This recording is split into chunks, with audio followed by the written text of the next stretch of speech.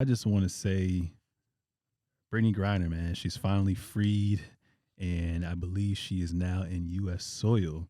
Obviously, they had a Russian prisoner exchange. So, Russia has freed Brittney Griner in a dramatic high level prisoner exchange that brings the WNBA star back to the United States after almost 10 months of detention.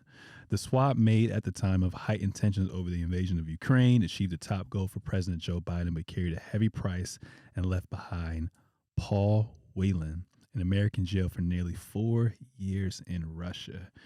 Biden tweeted, moments ago, I spoke with Brittney Griner. She's safe. She's on a plane. She's on her way home. They had a press conference that also included Brittney Griner's wife, Sherelle, at the Oval Office. And Biden stated, "This is a day we've worked toward for a long time. We never stopped pushing for her release. It took painstaking and intense negotiations. And I want to thank all the hardworking public servants across my administration who worked tirelessly to secure her release as well, too." And then Cheryl, Brittney Griner's wife, also commented, "Today my family is whole, but as you all are aware, there are so many other families who are not whole." Cheryl Griner said, "BG and I will remain committed to the work of getting every American home, including Paul, whose family is in our hearts today as we celebrate BG being home as well too."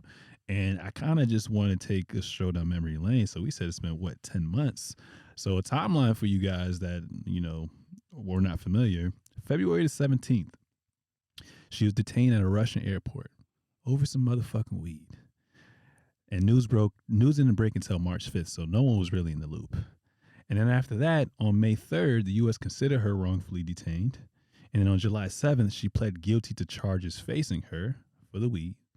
And on August 4th, she was sentenced to 9 years in a Russian prison, which is ridiculous. And then today, December the 8th, she's freed and returned to the U.S. as well too.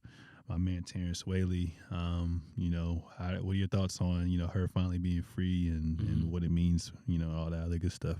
For sure. So before I get into to my point, and obviously my point is going to be very cheerful. I definitely want to give a few shout outs to a few shows that I tapped into while Brittney Griner was in prison. That kept reminding me that that's what's going on, because obviously in America, just as day-to-day life, you can forget about things. I want to shout out Jalen and Jacoby. It's a show I watched that's on ESPN. It's like a little 30-minute joint, like kind of in the midday, like way after First Take, but like before, like we give the people. Yeah, you're hip. So yeah, Jalen and Jacoby, they always they made it a part of the programming to at least let that be known every show. So they did a really good job. And then also to the WNBA, it took a little while for them to get the messaging across, but I think once the President Biden started to put some messaging together, then the WNBA also followed, and I thought that was really great on their side of continuing to have messaging out there and continue to have the American people fight behind this fight. Today I saw a lot of on Twitter, everybody's Social always with the media. jokes, you know what I mean? It's always oh my God, the trade was imbalanced and stuff like that. That is so it's there's no place for it in my opinion. You know what I mean? Brittney Griner in the end, we don't really know what she went through. You know what I mean? In a Russian prison, we always hear about what happens in the what's the joint on Call of Duty called? The Gulag. Yes, we be hearing about that. I don't know. I mean, obviously she wasn't in the Gulag, but you'll never know what she went through. So it's good that she's home.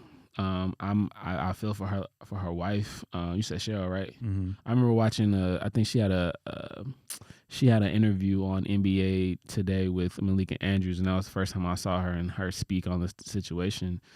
So I definitely feel for her, and I'm glad that they are now going to continue to fight other fights. And I think that's noble of them.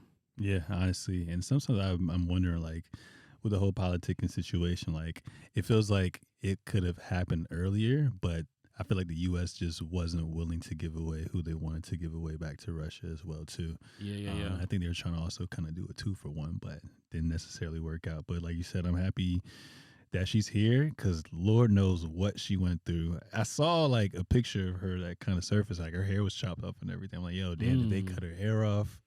Oh, I didn't see that. Like, was she being abused from a physical and mental standpoint? Like, I can only imagine what she went through, but I'm happy she's back. I'm sure she's going to share her story. And like you said, I'm sure her and her family, WNBA, everyone, apart from the top down, are going to, figure out ways to get, United States citizens back on their soil, honestly, as well, too. So I'm wondering too, like how much time she's gonna need. I don't want to seem insensitive or pushy or whatever. But I wonder how much time you think she's gonna need to like get back into the swing of things and whatnot as well too, because that's not hooping, no action, nothing for 10+ months. Yeah, I think it'll definitely take some time.